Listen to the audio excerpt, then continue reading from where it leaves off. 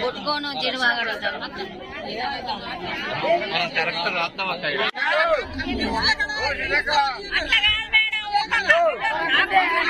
ఒక్కరు మాట్లాడండి అమ్మా, ఒక్కరు మాట్లాడండి. ఇంట్లో 4 రేసి 2 గుంటలు కానీ గుంటే కానీ కంపల్సరీ ఇంటికి ఒకటి చెప్తున్నా లిస్ట్ పెట్టుకోండి అప్పుడు